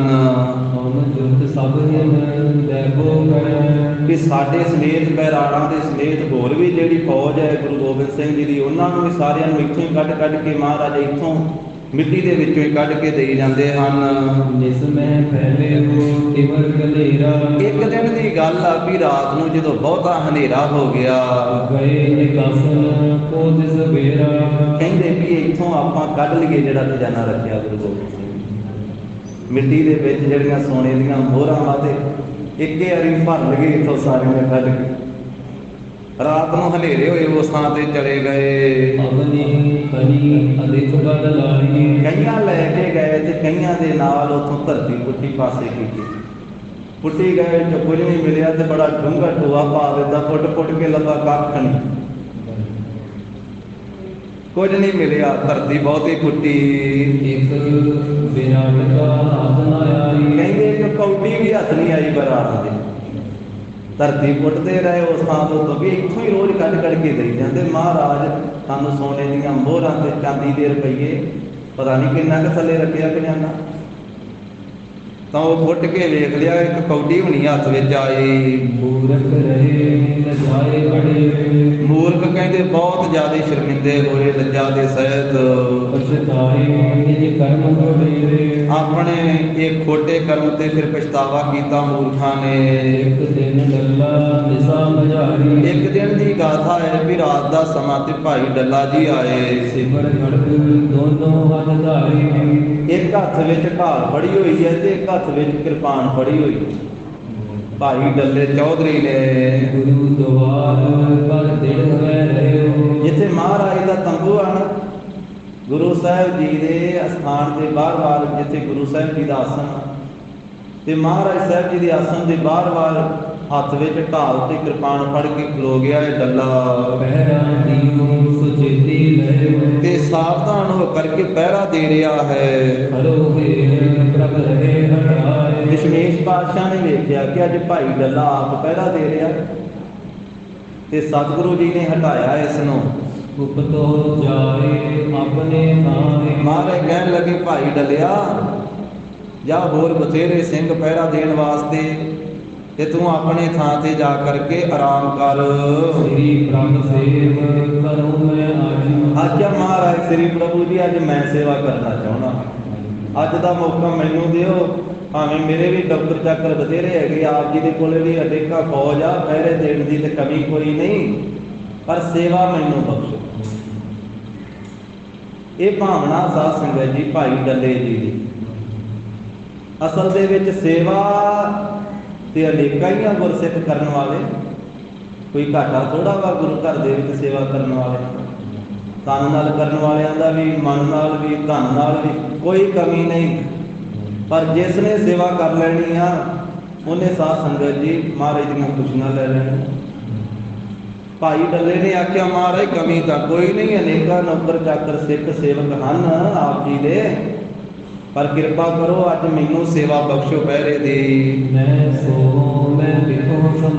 ਮਹਾਰਾਜ ਅੱਜ ਨਹੀਂ ਮੈਂ ਸੌਵਾਂਗਾ, ਮੈਂ ਪਹਿਰਾ ਦੇ ਕੇ ਸਾਰਾ ਸਾਜੋ ਸਮਾਨ ਨਿਗਰਾਨੀ ਰੱਖਾਂਗਾ। ਇਸ ਤਰ੍ਹਾਂ ਬੇਨਤੀ ਕਰਕੇ ਫਿਰ ਖਲੋਤਾ ਰਿਹਾ ਤੇ ਸਾਰੀ ਰਾਤ ਜਾਗਿਆ। ਤੇ ਗੁਰੂ ਗੁਰੂ ਜਪਦਾ ਰਿਹਾ, ਪ੍ਰੇਮ ਦੇ ਵਿੱਚ ਤਦਾਕਾਰ ਹੋਇਆ, ਪ੍ਰੇਮ ਦੇ ਵਿੱਚ ਮਸਤ ਹੋਇਆ। ਸਾਰੀ ਰਾਤ ਵਾਹਿਗੁਰੂ ਵਾਹਿਗੁਰੂ ਵਾਹਿਗੁਰੂ ਵਾਹਿਗੁਰੂ ਜਪਦਾ ਰਿਹਾ। ਤੇ ਸੇਵਾ ਕਰਦਾ ਰਿਹਾ ਪਹਿਰੇ ਦੀ। ਉੱਠੇ ਪਰਾਗ ਕਿਥ ਡੱਲਾ ਕਰਿਓ। ਸਵਾ ਪਹਿਰ ਦੇ ਤੜਕੇ ਅੰਮ੍ਰਿਤ ਵੇਲੇ ਜਦੋਂ ਉੱਠੇ ਸਤਿਗੁਰੂ ਅੰਮ੍ਰਿਤ ਵੇਲੇ ਦਾ ਇਸ਼ਨਾਨ ਕਰਨ ਵਾਸਤੇ, ਤੇ ਜਦੋਂ ਵੇਖਿਆ ਤੇ ਭਾਈ ਡੱਲਾ ਪਹਿਰੇ ਤੇ ਫੇਰ ਖਲੋਤਾ ਹੈ। ਸਵਾ ਪਹਿਰ ਰਾਤ ਗਈ ਤੋਂ ਮਹਾਰਾਜ ਸਾਹਿਬ ਜੀ ਵਿਰਾਜਮਾਨ ਹੁੰਦੇ, ਤੇ ਸਵਾ ਪਹਿਰ ਰਾਤ ਰਹਿੰਦੀ ਤੋਂ ਅੰਮ੍ਰਿਤ ਵੇਲੇ ਗਰੀਬ ਨਵਾਜ਼ ਫੇਰ ਆਪਣੇ ਸਰੀਰਕ ਕਿਰਿਆ ਸੋਧ ਕੇ ਇਸ਼ਨਾਨ ਕਰਦੇ। ਉਂਝ ਤਾਂ ਸਤਿਗੁਰੂ ਜੇ ਕਹੀਏ ਵੀ ਮਹਾਰਾਜ ਸੌਂਦੇ ਆ, ਤੇ ਗਰੀਬ ਨਵਾਜ਼ ਕਹਿੰਦੇ ਸਤਿਗੁਰ ਜਾਗਦਾ ਹੈ ਦੇਵ। ਸਤਿਗੁਰੂ ਤੇ ਸਦਾ ਜਾਗਦੇ ਆ, ਜੇ ਬਰਾਜਦੇ ਵੀ ਆ ਤੇ ਬਰਾਜੇ ਹੋਏ ਵੀ ਸਦਾ ਜਾਗਦੇ ਆ। ਆਪਾਂ ਪਿੱਛੇ ਉਹ ਘਟਨਾ ਸਰਵਣ ਕਰਕੇ ਹੀ ਆਏ ਆ, ਜਦੋਂ ਮਹਾਰਾਜ ਨੇ ਆਖਿਆ ਸੀ ਵੀ ਹਾਜ਼ਰ ਗਏ ਹਾਜ਼ਰ ਤੇ ਗਏ ਹਾਜ਼ਰ ਹਾਜ਼ਰ, ਨੇੜੇ ਵਾਲੇ ਦੂਰ ਤੇ ਦੂਰ ਵਾਲੇ ਨੇੜੇ। ਉਹਨਾਂ ਆਖਿਆ ਸੀ ਮਹਾਰਾਜ ਸੁੱਤੇ ਪਏ, ਆਪਾਂ ਵੇਖ ਆਈਏ ਖੇਡਾ ਤਮਾਸ਼ਾ। ਤੋ ਸਤਿਗੁਰੂ ਗਰੀਬ ਨਵਾਜ਼ ਸਾਹਿਬ ਜੀ ਅੰਮ੍ਰਿਤ ਵੇਲੇ ਜਿਸ ਵੇਲੇ ਜਾਗੇ ਆ ਤੇ ਵੇਖਿਆ ਹੈ ਵੀ ਭਾਈ ਡੱਲਾ ਪਹਿਰੇ ਤੇ ਖਲੋਤਾ ਹੋਇਆ ਹੈ। ਕੋਈ ਪ੍ਰਸੰਨ ਮੁਖ ਤੇ ਵਜ ਕਰਿਓ। ਸਤਿਗੁਰੂ ਪ੍ਰਸੰਨ ਹੋਏ ਤੇ ਮੁਖ ਤੋਂ ਬਚਨ ਕੀਤਾ ਅੰਮ੍ਰਿਤ ਵੇਲੇ ਭਾਈ ਡੱਲੇ ਦੇ ਨਾਲ। ਜਾਚ ਵੇਖੋ ਮਨ ਕਾਮਨ ਜੋ ਹੋਏ। ਮਹਾਰਾਜ ਕਹਿੰਦੇ ਭਾਈ ਡੱਲਿਆ ਜੋ ਤੇਰੇ ਮਨ ਵਿੱਚ ਇੱਛਾ ਵਾ ਮੰਗ ਲਾ। ਵੇਖੋ ਕਿੰਨੀ ਵਾਰੀ ਗੁਰੂ ਸਾਹਿਬ ਜੀ ਖੁਸ਼ ਹੋਏ ਭਾਈ ਡੱਲੇ ਦੀ ਸੇਵਾ ਤੇ ਸਾਧ ਸੰਗਤ। ਪਿੱਛੇ ਵੀ ਮਹਾਰਾਜ ਨੇ ਇੱਕ ਵਾਰੀ ਆਖਿਆ ਸੀ ਵੀ ਮੰਗ ਲਾ, ਉਦੋਂ ਨੇ ਆਖਿਆ ਸੀ ਮਹਾਰਾਜ ਔੜ ਬੜੀ ਲੱਗੀ ਆ। 3 ਦਿਨ ਮੀਂਹ ਮੰਗੀ ਗਿਆ ਸੀ। 3 ਦਿਨ ਮਹਾਰਾਜ ਨੇ ਆਖਿਆ ਵੀ ਭਾਈ ਡੱਲਿਆ ਮੰਗ ਲਾ ਕੁਝ ਨਾ ਕੁਝ। ਪਹਿਲੇ ਦਿਨ ਵੀ ਮੀਂਹ ਮੰਗਿਆ, ਦੂਜੇ ਦਿਨ ਆਇਆ ਸੀ ਮਹਾਰਾਜ ਨੇ ਆਖਿਆ ਮੰਗ ਲਾ ਤੇਰੀ ਸੇਵਾ ਤੇ ਖੁਸ਼ ਆ। ਫੇਰ ਆਖਿਆ ਮਹਾਰਾਜ ਮੀਂਹ ਪਵਾ ਦੋ। ਤੀਜੇ ਦਿਨ ਫੇਰ ਆਇਆ ਤੇ ਮਹਾਰਾਜ ਕਹਿੰਦੇ ਮੰਗ ਲਾ ਕੁਝ ਨਾ ਕੁਝ। ਕਹਿੰਦਾ ਇਹ ਵੀ ਮਹਾਰਾਜ ਮੀਂਹ ਬਖਸ਼ੋ, ਤੇ ਸਤਿਗੁਰੂ ਕਹਿੰਦੇ ਜਾ ਟਾੜੀ ਖਲੋਤਾ ਹੋ। ਤਾਂ ਫਿਰ ਵਚਨ ਕੀਤਾ ਸੀ ਗਰੀਬ ਨਵਾਜ਼ ਸਾਹਿਬ ਜੀ ਨੇ ਵੀ ਟੋਭੇ ਸਾਫ਼ ਕਰਾਂ, ਫਿਰ ਹੁਣ ਮੀਂਹ ਪਊਗਾ ਚੰਗੀ ਤਰ੍ਹਾਂ। ਫਿਰ 3 ਦਿਨ ਤੇ 3 ਰਾਤਾਂ ਮੀਂਹ ਪਿਆ ਸੀ। ਆਪਾਂ ਪਿੱਛੇ ਗਾਥਾ ਸਰਵਣ ਕੀਤੀ ਹੈ। ਤਾਂ ਇਸ ਤਰ੍ਹਾਂ ਉਦੋਂ ਵੀ ਮਹਾਰਾਜ ਖੁਸ਼ ਹੋਏ ਸੀ। ਹੁਣ ਫਿਰ ਮਹਾਰਾਜ ਖੁਸ਼ ਹੋਏ ਤੇ ਕਹਿਣ ਲੱਗੇ ਵੀ ਜੋ ਤੇਰੇ ਮਨ ਦੀ ਕਾਮਨਾ ਭਾਈ ਡੱਲਿਆ ਮੰਗ ਲਾ। ਪੂਰਨ ਕਰੈ ਆਨੰਦ ਮਹਿ ਸੋਏ। ਤੇ ਆਨੰਦ ਦੇ ਸਹਿਤ ਮਹਾਰਾਜ ਕਹਿੰਦੇ ਵੀ ਤੇਰੀ ਕਾਮਨਾ ਪੂਰੀ ਕਰਾਂਗੇ। ਤੇਰੀ ਪ੍ਰਭ ਜਾਂ ਬਾਸ ਤੁਮ ਠਾਨਾ। ਤੇ ਫਿਰ ਭਾਈ ਡੱਲਾ ਜੀ ਨੇ ਬੇਨਤੀ ਕੀਤੀ, ਹੈ ਸ੍ਰੀ ਪ੍ਰਭੂ ਜੀ ਪਰਮੇਸ਼ਰ ਸਰੂਪ ਸਤਿਗੁਰੂ ਜੀ, ਜਿਸ ਥਾਂ ਦੇ ਉੱਤੇ ਆਪ ਜੀ ਦਾ ਵਾਸਾ ਹੈ ਸੱਚਖੰਡ ਦੇ ਵਿੱਚ, ਜਿਸ ਥਾਂ ਦੇ ਉੱਤੇ ਆਪ ਜੀ ਵਸਦੇ ਹੋ, ਇੱਕ ਵਿਧੀ ਕਹੋ ਮੋਹਿ ਦੇਹੁ ਖਾਨਾ। ਮਹਾਰਾਜ ਆਪਣੇ ਸੱਚਖੰਡ ਨਿਵਾਸ ਦੇ ਵਿੱਚ ਜਿੱਥੇ ਤੁਹਾਡਾ ਵਾਸਾ ਹੈ ਸੱਚਖੰਡ ਵਿੱਚ, ਤੇ ਉੱਥੇ ਮਹਾਰਾਜ ਮੈਨੂੰ ਪੀੜੀ ਕਿ ਜਿੰਨੀ ਜਗ੍ਹਾ ਦੇ ਦਿਓ, ਪੀੜੀ ਜਿੰਨੀ ਥਾਂ ਮੈਨੂੰ ਦੇ ਦਿਓ ਉਸ ਥਾਂ ਤੇ, ਆਪਣੇ ਵਾਸੇ ਵਾਲੇ ਥਾਂ ਤੇ। ਆਪਨ ਨਜੀਬ ਰਾਖੀਐ ਮੋਹਿ। ਮਹਾਰਾਜ ਦਰਗਾਹ ਦੇ ਵਿੱਚ ਸੱਚਖੰਡ ਦੇ ਵਿੱਚ ਆਪਣੇ ਨੇੜੇ ਮੈਨੂੰ ਵੀ ਰੱਖੋ। ਅਪਰ ਨ ਮੋਹ ਔਰ ਮੈਂ ਇਸ ਹੋਈ। ਮਹਾਰਾਜ ਹੋਰ ਮੇਰੇ ਮਨ ਵਿੱਚ ਕੋਈ ਇੱਛਾ ਨਹੀਂ ਹੈ, ਪੀੜੀ ਜਿੰਨੀ ਜਗ੍ਹਾ ਦੇ ਦਿਓ ਮੈਨੂੰ ਆਪਣੇ ਥਾਂ ਤੇ। ਸੁਣ ਕਰ ਕਿਸ ਦੇ ਗੁਰੂ ਉਚਾਰੀ। ਭਾਈ ਡੱਲੇ ਦੀ ਬੇਨਤੀ ਸੁਣ ਕਰਕੇ ਕਲਗੀਧਰ ਪਾਤਸ਼ਾਹ ਜੀ ਨੇ ਬਚਨ ਕੀਤਾ, ਅੰਮ੍ਰਿਤ ਲਿਓ ਖੰਡੇ ਤੋਂ ਧਾਰੀ। ਮਹਾਰਾਜ ਕਹਿੰਦੇ ਭਾਈ ਡੱਲਿਆ ਅਸੀਂ ਮਰਿਆਦਾ ਬਣਾ ਦਿੱਤੀ ਆ, ਜੇ ਸੱਚਖੰਡ ਵਿੱਚ ਜਾਣਾ ਨਾ ਤੇ ਫਿਰ ਖੰਡੇ ਬਾਟੇ ਦਾ ਅੰਮ੍ਰਿਤ ਛਕ, ਖੰਡੇ ਦਾ ਅੰਮ੍ਰਿਤ ਪੀਣਾ ਕਰ। ਡੱਲੇ ਤੇ ਡਲ ਸਿੰਘ ਕਹਾਵੋ। ਫਿਰ ਡੱਲੇ ਤੋਂ ਡੱਲ ਸਿੰਘ ਬਣ ਜਾਵੇ ਅੰਮ੍ਰਿਤ ਛਕ ਕੇ।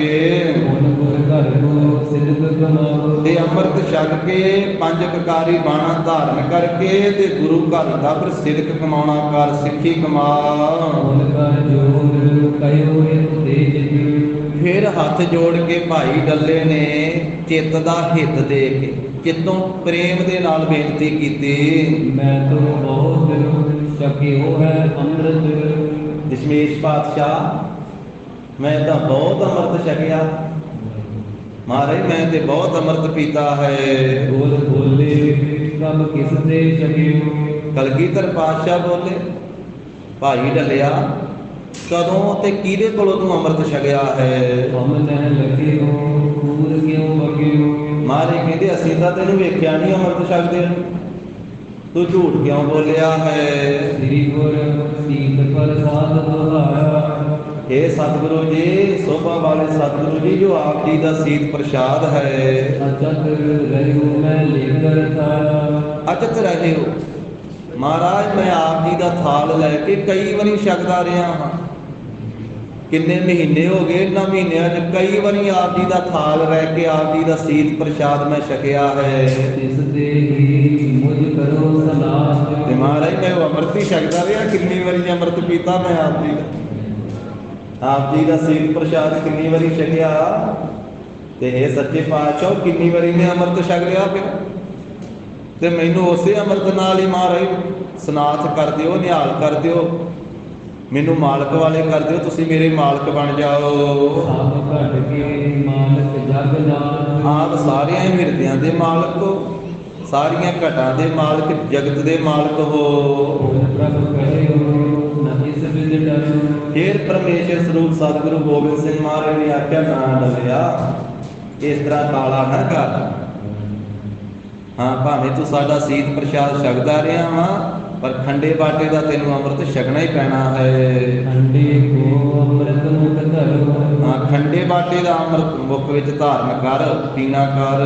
ਗੁਰ ਸੋ ਪੀ ਖੰਡੇ ਕੇਰ। ਮਹਾਰਾਜ ਜਿਹੜਾ ਮੈਂ ਛਕਦਾ ਰਿਹਾ ਉਹ ਵੀ ਤਾਂ ਖੰਡੇ ਦਾ ਅੰਮ੍ਰਿਤ ਹੀ ਕਿੰਨੀ ਵਾਰੀ ਛਕਿਆ ਹੈ।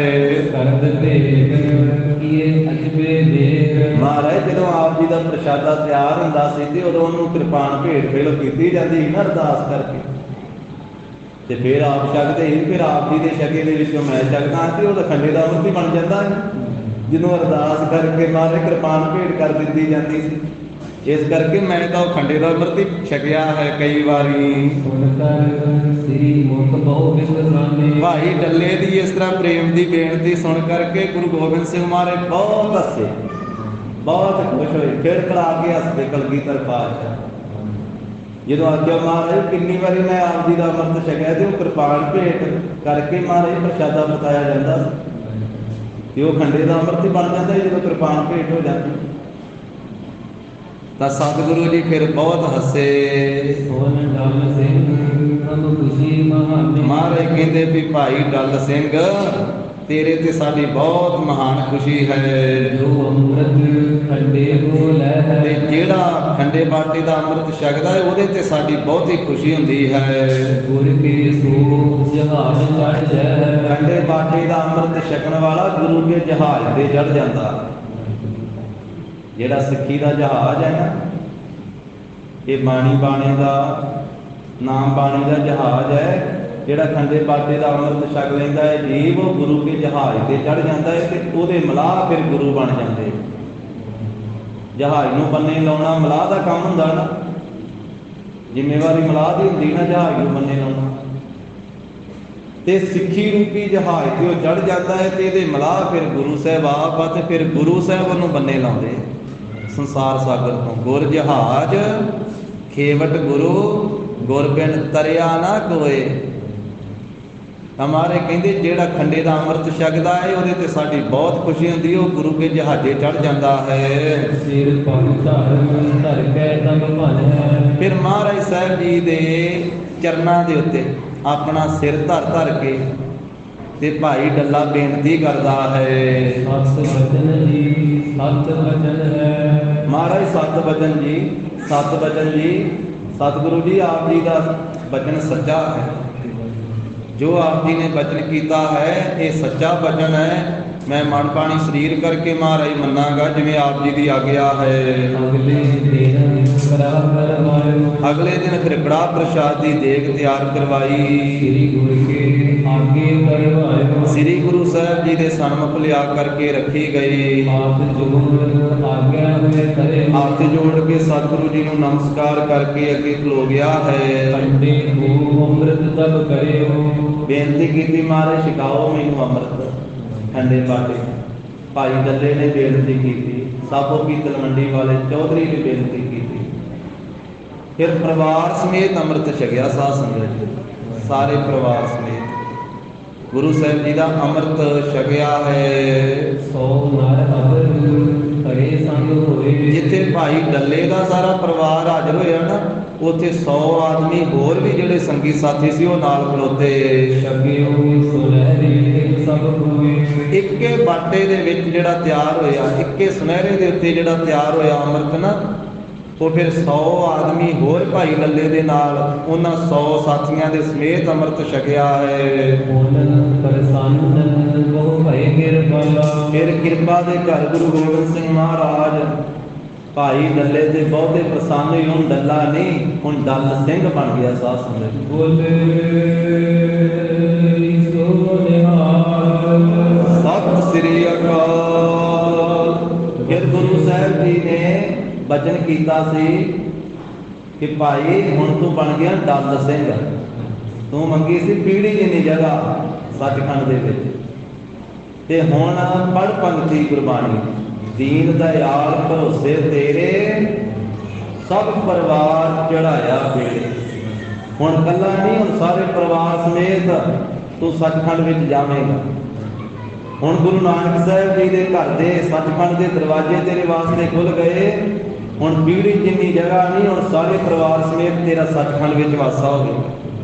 ਐਸੀਆਂ ਬਖਸ਼ਿਸ਼ਾਂ ਮਹਾਰਾਜ ਸਾਹਿਬ ਜੀ ਨੇ ਕੀਤੀਆਂ ਖੰਡੇ ਬਾਟੇ ਦਾ ਅੰਮ੍ਰਿਤ ਬਖਸ਼ ਕਰਕੇ। ਬਖਸ਼ਿਓ ਖੜਗ ਕੜੋ ਹਰ ਢਾਲਾ। ਫਿਰ ਨਾਲੇ ਮਹਾਰਾਜ ਨੇ ਇੱਕ ਵੱਡੀ ਖੜਗ ਬਖਸ਼ਿਸ਼ ਕੀਤੀ ਤੇ ਇੱਕ ਢਾਲਾ ਬਖਸ਼ਿਸ਼ ਕੀਤਾ ਭਾਈ ਡੱਲ ਸਿੰਘ ਨੂੰ।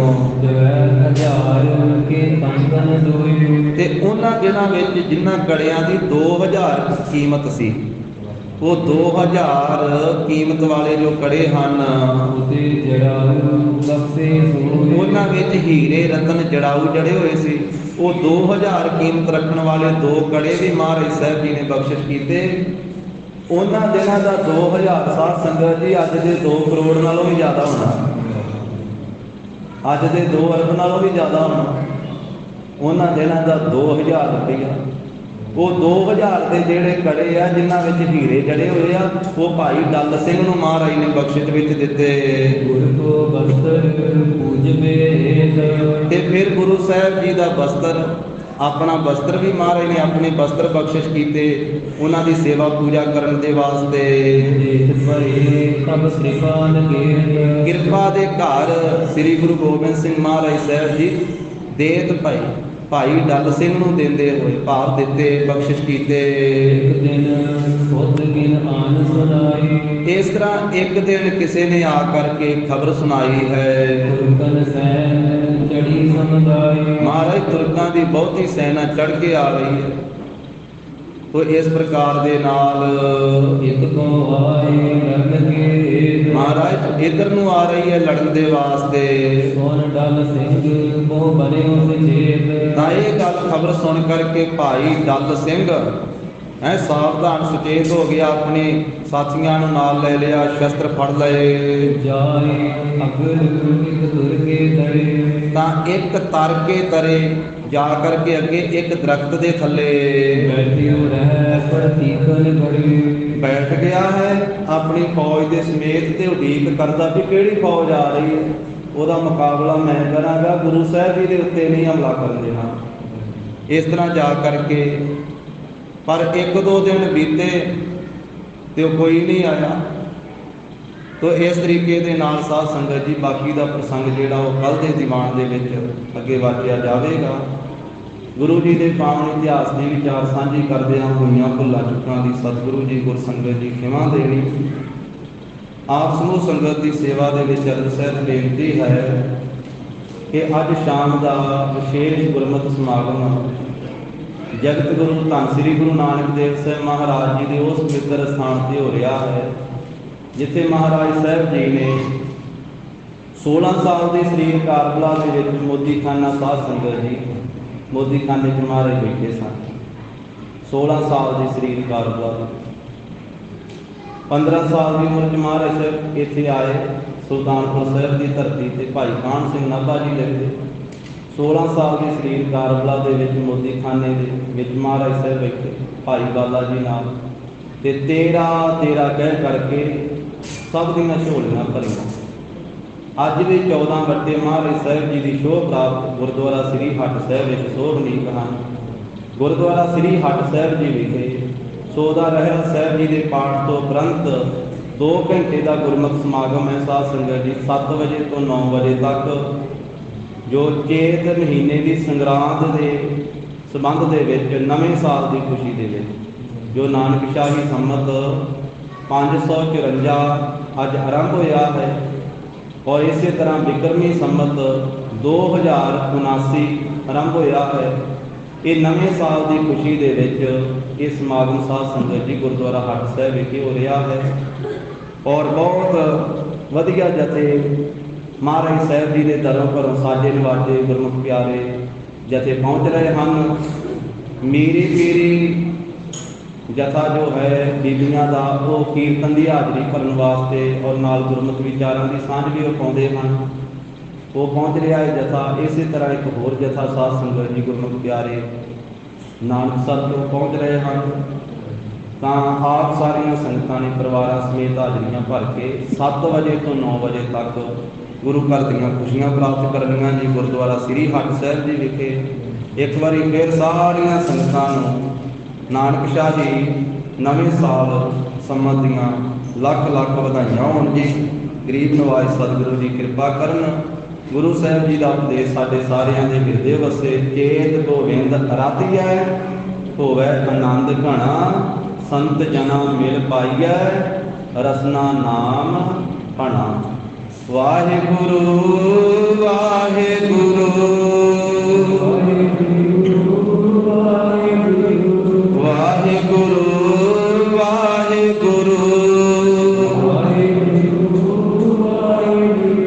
ਹੇ ਗੋਬਿੰਦ ਹੇ ਗੋਪਾਲ ਹੇ ਦਇਆਲ ਲਾਲ। ਪ੍ਰਾਨ ਨਾਥ ਅਨਾਥ ਸਖੇ ਦੀਨ ਦਰਦ ਨਿਵਾਰ। ਹੇ ਸਮਰੱਥ ਅਗਮ ਪੂਰਨ ਮੋਹਿ ਮਇਆ ਧਾਰ। ਅੰਧ ਕੂਪ ਮਹਾ ਭਇਹਾਨ ਨਾਨਕ ਪਾਏ ਉਤਾਰ। ਆਏ ਪ੍ਰਭ ਸਰਨਾਗਤੇ ਕਿਰਪਾ ਨਿਧ ਦਇਆਲ। ਏਕ ਅੱਖਰ ਹਰ ਮਨ ਬਸਤ ਨਾਨਕ ਹੋਤ ਨਿਹਾਲ। ਕਥਾ ਨਿਤਾ ਪ੍ਰਤ ਹੋਤ ਹੈ ਸੁਨਹੁ ਸਿੰਘ ਸੁਜਾਨ। ਨਾਨਕ ਗੁਰ ਗੋਬਿੰਦ ਸਿੰਘ ਜੀ ਸਦਾ ਕਰੇ ਕਲਿਆਣ। ਨਾਨਕ ਗੁਰ ਗੋਬਿੰਦ ਸਿੰਘ ਜੀ ਸਦਾ ਕਰੇ ਕਲਿਆਣ। ਵਾਹਿਗੁਰੂ ਜੀ ਕਾ ਖਾਲਸਾ ਵਾਹਿਗੁਰੂ ਜੀ ਕੀ ਫਤਿਹ। ਸਤਿ ਸ੍ਰੀ ਅਕਾਲ। ਵਾਹਿਗੁਰੂ ਜੀ ਕਾ ਖਾਲਸਾ ਵਾਹਿਗੁਰੂ ਜੀ ਕੀ ਫਤਿਹ।